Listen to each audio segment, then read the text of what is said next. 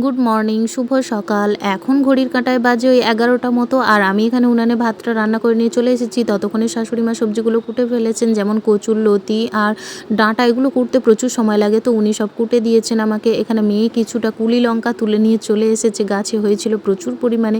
ও সেখান থেকে কিছুটা পাকা পাকা লঙ্কা তুলে নিয়ে চলে এসেছে। তারপরে এখানে আমি কচুর লতিটাকে খুব ভালো করে ধুইয়ে নুন দিয়ে গ্যাসে সেদ্ধ করতে চাপিয়ে দিয়েছি একধারে, আর একধারে ডিম আর আলু সেদ্ধ করতে দেবো। আজ আমি ডিমের ঝোল করব, মাছের রেসিপি হবে না। আজ বাড়িতে মাছ নেই, তাই ডিমের ঝোল হবে। সেজন্য আমি এখানে ডিম আর আলুটাকে খুব ভালো করে ধুয়ে প্রেসারে জল দিয়ে আর লবণ দিয়ে এখানে সেদ্ধ করতে দিয়েছি। আর কচুর লতি রান্না করব, তাই আমি এখানে পেঁয়াজটাকে খুব ভালো করে স্লাইস করে কেটে নিচ্ছি। আর রসুন, এখানে গোটা রসুন নিয়েছি। এখানে কোনো রকম আদা ব্যবহার করব না, গোটা রসুন কুড়িয়ে নেবো। কুড়ে আর এই রসুনটা দিয়ে আর কচুর লতি রান্না করব। এভাবে একবার হলেও রান্না করে দেখবেন, অসম্ভব সুন্দর হয় রসুন কড়া দিয়ে। কারণ এর যে গন্ধ, সেই গন্ধটার ফ্লেভার অনেকটাই দ্বিগুণ হয়ে যায় তরকারির স্বাদটা। ততক্ষণে আমার কচুর লতিটাও খুব ভালো করে সেদ্ধ হয়ে গেছে। এবার কচুর লতি নামিয়ে নিয়েছি। আর গোটা জিরে গুঁড়োটা শেষ হয়ে গেছে, তাই গোটা জিরেটা একটু কড়াইতে গরম করে নামিয়ে নিচ্ছি, যাতে জিরেটা গুঁড়ো করে নিতে পারি।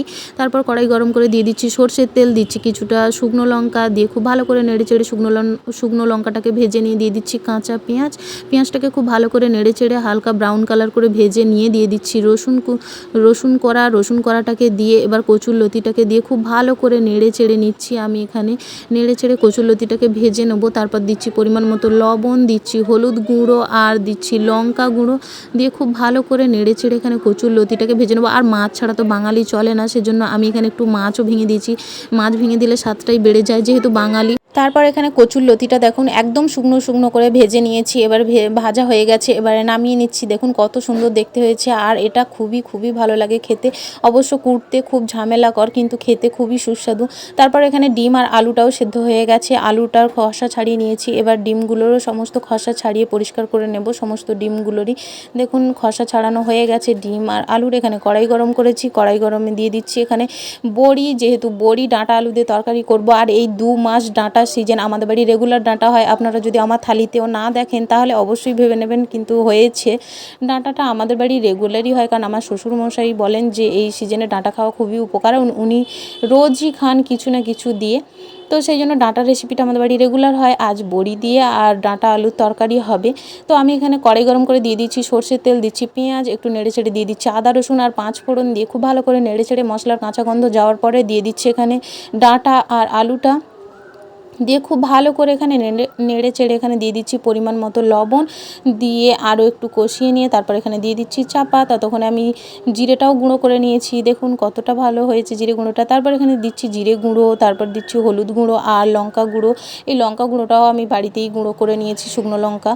তারপরে দিয়ে মশলাগুলো দিয়ে খুব ভালো করে নেড়ে চেড়ে মশলার গন্ধ যাওয়ার পরে দিয়ে দিচ্ছি পরিমাণ মতো জল, আর দিচ্ছি ভেজে রাখা বড়ি, দিয়ে এটাকে গ্যাসে একটা আলাদা দিকে এটাকে সেদ্ধ হতে দেবো। ততক্ষণ আমি কড়াইতে আমের চাটনি বসিয়ে দিচ্ছি সর্ষের তেল, তারপর দিচ্ছি শুকনো লঙ্কা 5 ফোড়ন, দিয়ে খুব ভালো করে নেড়ে চেড়ে এখানে দিয়ে দিচ্ছি আম, দিয়ে লবণ দিয়ে কিছুক্ষণ চাপা দিয়ে রাখবো, যাতে আমটা একটু নরম হয়ে যায়। তারপর হয়ে গেলে দিয়ে দিচ্ছি হলুদ গুঁড়ো আর জিরে গুঁড়ো, দিয়ে পরিমাণ মতো জল দিয়েছি। দিয়ে ফুটে উঠলে দিয়ে দিচ্ছি পরিমাণ মতো গুড়, এখানে নলেন গুড় দিচ্ছি। যেহেতু নলেন গুড় ছিল বাড়িতে, তাই নলেন গুড় দিয়ে আমি চাটনিটা করছি। চাটনিটাও হয়ে গেছে। এবার কড়াই গরম করে দিয়ে দিচ্ছি তেল, দিয়ে এখানে নুন হলুদ দিয়ে খুব ভালো করে ডিমগুলো ভেজে নেবো।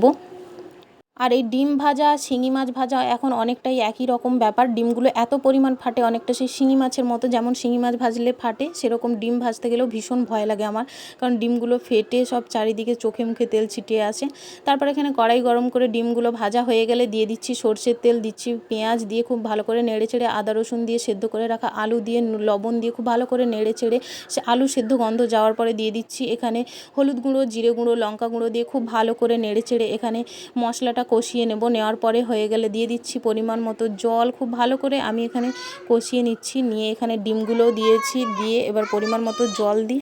খুব ভালো করে কষানো হয়ে গেছে। দেখুন দেখতে কত সুন্দর হয়েছে, ডিমের ঝোলটা অপূর্ব লাগে খেতে। আমার তো ভীষণই পছন্দের, রোজ রোজ মাছ মাংস না খেয়ে কিছু দিন ডিমের ঝোলও এত ভালো লাগে ভাতের সঙ্গে।